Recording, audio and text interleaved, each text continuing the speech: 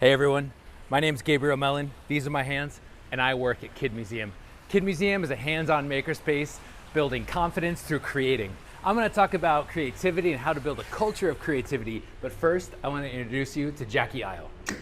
Thanks, Gabriel. Hi everyone, I'm Jackie Isle, Chief Program Officer here at Kid Museum. Today we're talking about Wild, Wacky, and Wonderful as a way to create a creative culture. That is something that we have internally on our staff, but it's also what drives us in what we create for our public. You can see in our public space here, Maker Playground, all of this happening around us. Our values here at Kid Museum are creativity, collaboration, compassion, and curiosity. Okay, so the goal of the exhibits in Maker Playground is to get people pumped and thinking creatively about things. So once they do that, they come into our wood shop, cardboard studio, electronics lab, fab lab, textile studio, and a bunch of other spaces throughout here. And with that mindset where they are thinking creatively and innovatively, they can create a little bit deeper with more advanced tools. Let's go upstairs. Okay, welcome Flamingo Stairs. So the goal of the exhibits is to help kids think in their head that they can make stuff. That's the goal. Here's some mindset reminders to help me along my way, but we'll get to that later on. And then just 2 flights of stairs, but we do it so many times a day, we have the Made Up Workshop. Welcome to the Made Up Workshop, but it's not actually here. It used to look like this, but we put in a lot of time and effort, and it's over there. Let's go check it out. So, you know, you spend so much time at work, and I realized like the space where I spend so much time should be joyful. Kaboom, bananas on the door. You know what's up. Made Up Workshop, here we go. This is the dusty area, loud noises, machines. Everyone on our staff can use all these tools for whatever they want, personal or for work. In here, we've got some everyday tools that everyone's allowed to use. Exhibit and process, Jake's workspace, idea spot. Kaboom, oh, joy. Talking about joy, ferns, extra joy, disco balls. This is my spot. Let me go over the foundations of how to build a creative culture so far. Okay, zoom in. Nope, not that much. There we go. Okay, so these are sort of the prerequisites. You gotta have these in place before you even start to come up with rad ideas. I think that's the goal, rad ideas. Call it whatever you want, innovation, whatever jargon you got. But as I just showed you, the first one I've got so far is space. I just talked about a joyful space, so when you show up at work, you feel stoked. The other thing that I highly recommend is that moment when you got your own room as a kid, a dedicated space to spread out and make a mess. And that's important so you don't feel like someone's gonna jump in and mess with your stuff. So the third thing is that it's got to be organized. This is helpful for new people in the space so they can find what they might need or discover what they don't know they need yet. And speaking of stuff, you got to have stuff on hand. Kaboom, hand, get it? Cheesy, I know. So when you have stuff on hand, you can keep that enthusiasm going so you don't have to wait for something to show up. We accomplish all this stuff in our weekly shop meetings. That's a chance for us to talk about what's broken, missing, or how to make it more lovely. And that happens weekly, and I think that's a crucial bit. Next up, I have time. So I believe that we need big bites of flow. Creativity needs room, and uninterrupted focus time helps us feel more steady. This is like a big brain focusing activity, and that big brain activity needs some ramp up time. The other thing is time to play. This is when you're messing around with stuff and there are no expectations on how you play and what you play with. The next thing is you need time for project organization.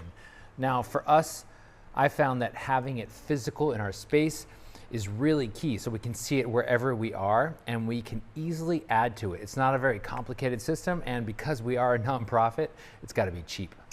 You actually need a lot of time to sit and stare, and that's okay. It looks like you're not doing anything, but there's a lot being solved and figured out. Check it out.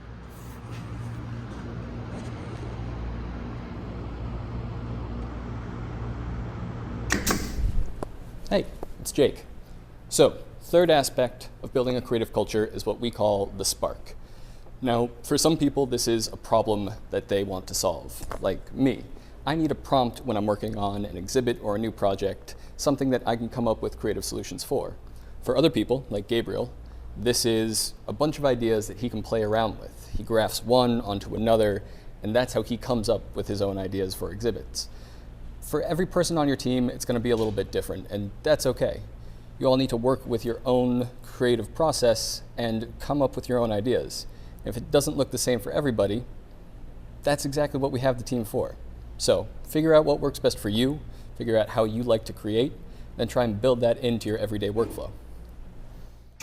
Boom, the spark. And the spark is really crucial, and I love that Jake mentioned that because I didn't learn that until Jake rolled up and taught me that not everyone thinks like me. Surprise, surprise, right? The last thing I've got is trust.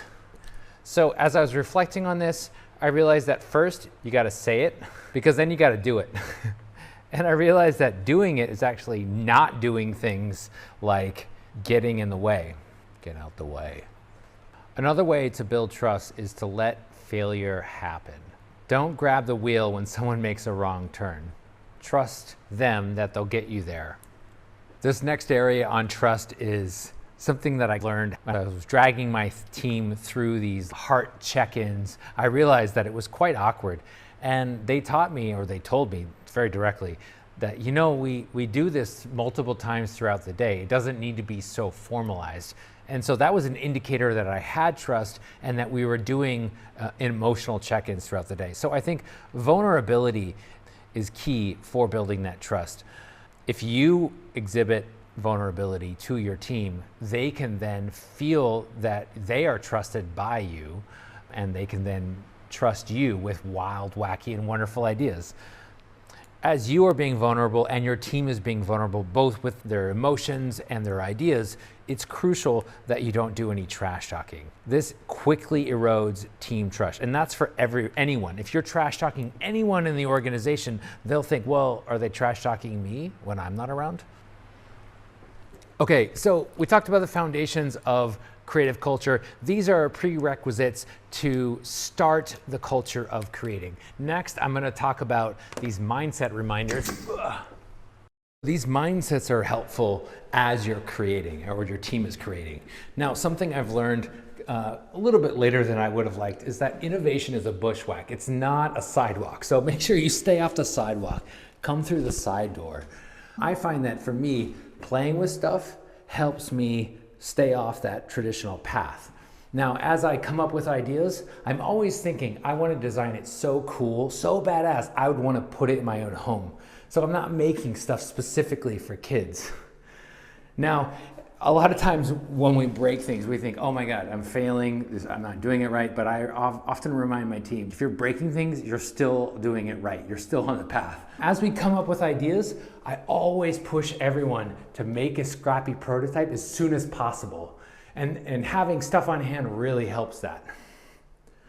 When we do come up with prototypes and ideas, I've learned that I have to be careful in who I include in this because too many opinions will dilute and deflate. When I get a little lost, I have to remind myself, and as an educator with kids, that your hands will figure it out. They kind of have their own brain. As we start to develop an exhibit, sometimes I have a big problem with this, is I always like to add things. So I've realized that subtractive solutions are something that really help me as I'm creating. And obviously failure is a massive part of innovation and inventing something that's never been done. So I always try to remind myself and my team that there's unlimited U-turns. You can continually fail and mess up and you can do a U-turn.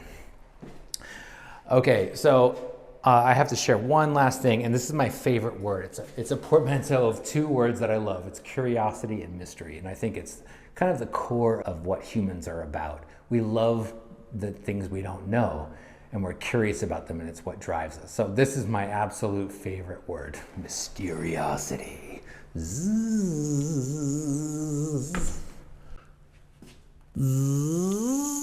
Okay, but did you really think I was gonna do another one of those transitions? You've had enough of that. Look, this is the end. We talked about the foundations of building a creative culture, and I'm figuring this out. just as I figure out my hairstyle, because it's kind of in transition right now. As I've been making this video, I realize it's just about trust. You got to get there because you're not going to go far if you don't have trust. So figure that out.